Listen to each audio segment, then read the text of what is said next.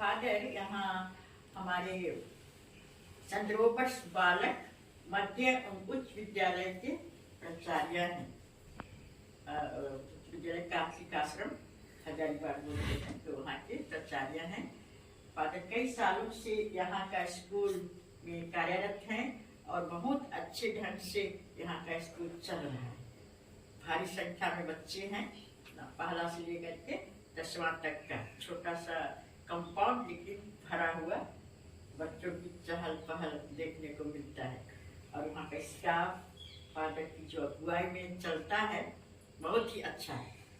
मेरा व्यक्तिगत अनुभव है, क्रूसवीर हम लोग क्रूसवीर का अधिवेशन चलाते हैं कई बार यहाँ पर, और उसमें फादर का बहुत बड़ा हाथ रहता है और बच्चों को फादर खूब प्यार भी करते हैं। इसीलिए उसी के कारण से भी शायद स्कूल में संख्या बढ़ती जा रही है।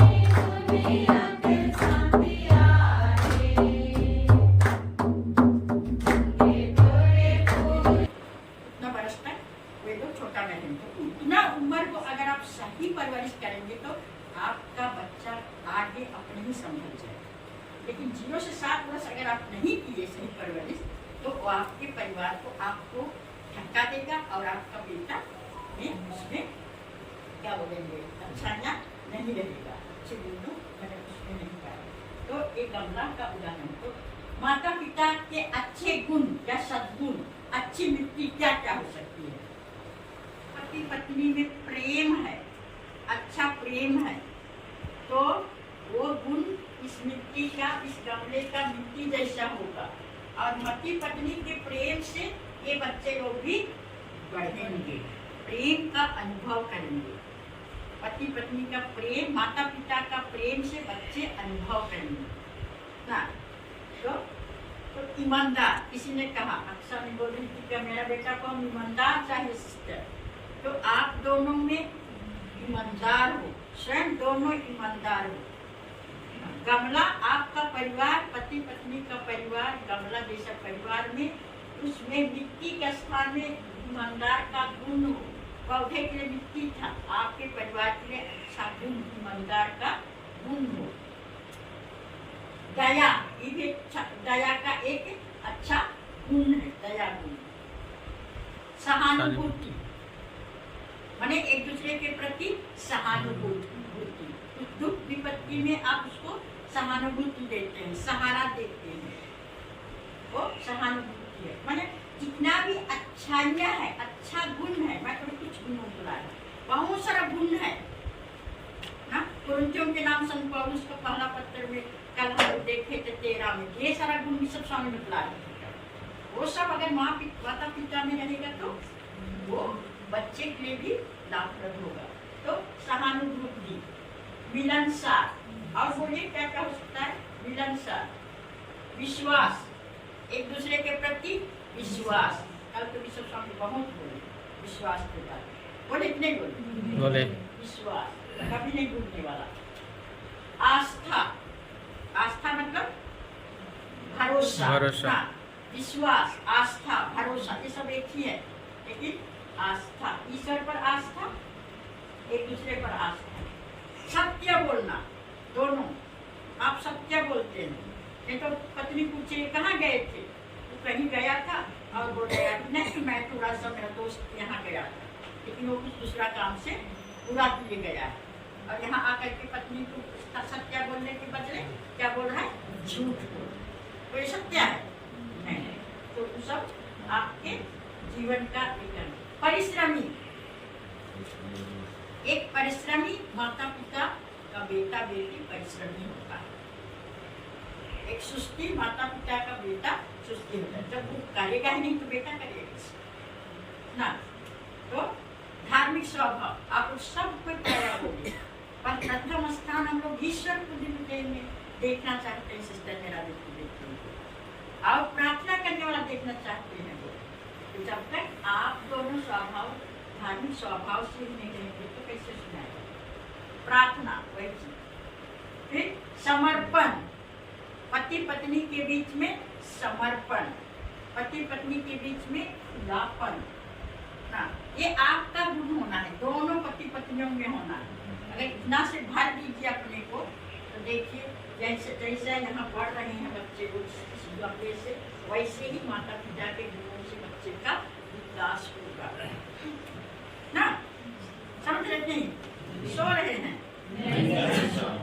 और है कि नहीं देखिए, घराना बिनती, कौन नहीं बोल रहा है घराना बिनती के बारे में ना, कान पक जा रहे घराना बिनती सुन सुन ना, लेकिन बोल रहा है कुकुर के कतरा से बदली बहुत दुख की बात है। घराना बिनती नहीं होने के कारण हमारा परिवार टूट रहा है, गमले का टूटा हुआ परिवार। तो क्या हो, क्या क्या वो बुराई है, क्या बुराई हो सकता है? बोलिए, लड़ाई झगड़ा, प्रार्थना एवं ईश वचन का अभाव ना। अगर आपके जीवन में प्रार्थना का अभाव है, ईश वचन का अभाव है, तो समझिए आपका परिवार कंकड़ पत्थर है, आपका गुण में कंकड़ पत्थर है ना। प्रेम की कमी, दोनों पति पत्नी में प्रेम की कमी है, तो वो भी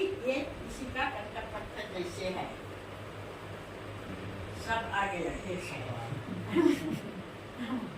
प्रेम सुनो भी, फोटो कॉल नहीं सुन करके भी जाओ। प्रेम की कमी, आदर और सम्मान की कमी, आदर और सम्मान की कमी, कलीसिया से दूर।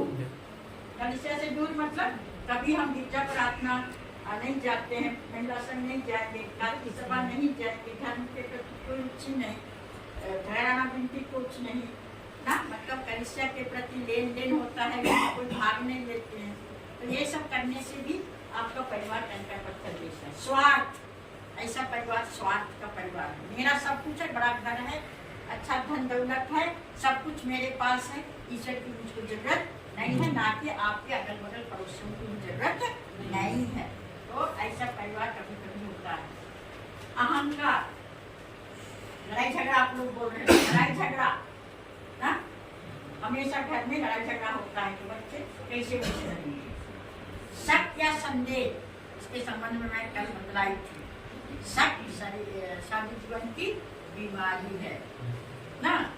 हाँ, और एक बार मन में घुस गया तो समझिए अब उसको निकालना बहुत तकलीफ है। सुनील और शीला का कहानी तो बच गए, अगर मान लो शक हुआ रहता शीला के कहने से, गीता के कहने से, तो उनका जीवन पूरा वहीं से बर्बाद हो जाता। अपना साड़ी को धोने का बक्सा खोल के जाना चाहिए ना, लेकिन दंपतिया प्रेम उनको बचा दिया। इसलिए क्या होना है, संदेश शक दूर करना। नशा, ये सब भी कल खूब बोले नशा। मैं बोलूंगी तो अगर इसमें अगर प्लास्टिक जैसा सब घुसा है ना, कंकड़ पत्थर के साथ प्लास्टिक घुसा है तो रोक लेता है। मैं बोल रही थी पानी को इधर से आना रोक लेता है, पौधे तक नहीं पहुंचने देता है, वाष्प पर डूब जाता है।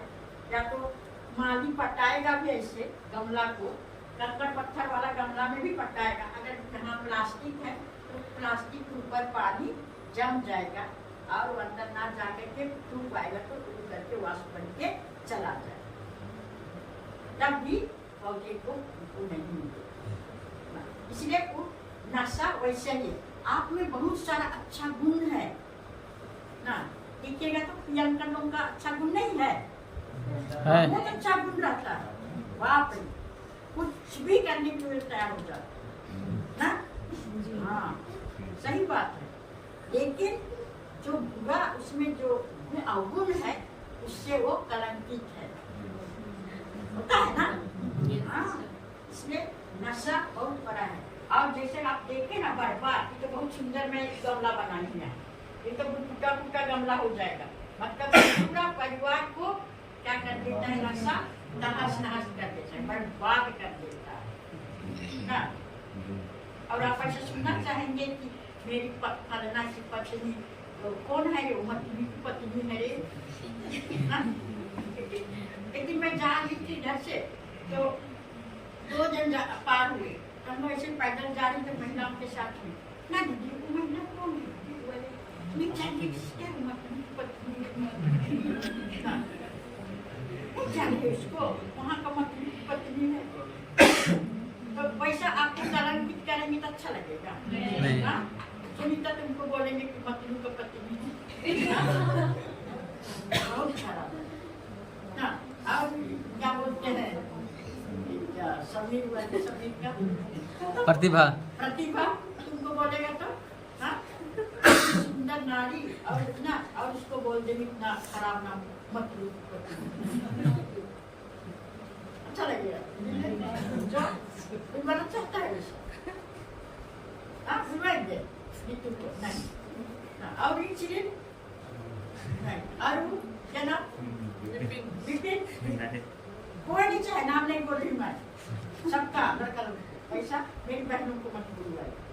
हाँ, ऊपर भी है यीशु, नीचे भी है यीशु, दाएं यीशु, बाएं यीशु, आगे यीशु, पीछे यीशु, ऊपर यीशु, नीचे यीशु, सब जगह में है यीशु, यीशु, सब जगह में है यीशु, यीशु।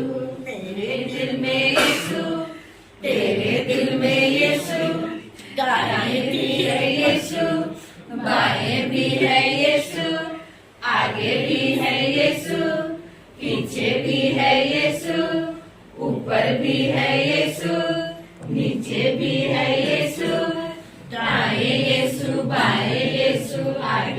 यीशु पीछे यीशु ऊपर यीशु नीचे यीशु सब जगह में है यीशु यीशु सब जगह में है यीशु यीशु। 1992 1992 32 साल हो चुका, 33वां चल रहा है ना। तो 33 साल के अनुभव, वैवाहिक जीवन में अपने पति के साथ अनुभव, अपने परिवार के साथ, समाज के साथ, अपने बच्चों के साथ क्या मेरा अनुभव रहा, मैं वही आप लोगों को बतलाऊंगा। और आप लोग कब से नया हो?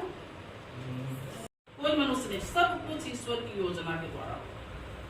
हम प्रत्येक जन के लिए ईश्वर के पास एक बड़ा बड़ा रजिस्टर रखा हुआ है, जो जीवन भर के लिए हम लोग का उसमें सारा योजना, ईश्वर की योजना लिखा हुआ है कि मैं पहले साल में क्या करूंगा, दूसरे साल में क्या करूंगा, 20वें साल में क्या करूंगा, 25वें साल में क्या करूंगा। मैं फलानी के लिए 25वें साल में एक वर ढूंढूंगा और मैं उनसे शादी कराऊंगा। सब कुछ ईश्वर की योजना है और आज हम उसी योजना के तहत यहाँ बैठे हैं, वैवाहिक जीवन को जानने के लिए और आगे के जीवन को जीने के, सीखने के लिए बैठे। आगे है तो फिर ऐसा शादी क्लास करने का क्या जरूरत है? हम लोग सब जानते हैं शादी करके हमको क्या करना है। लड़की को ससुराल जाना है, सास ससुर का सेवा करना ना, सब कुछ जानते हैं।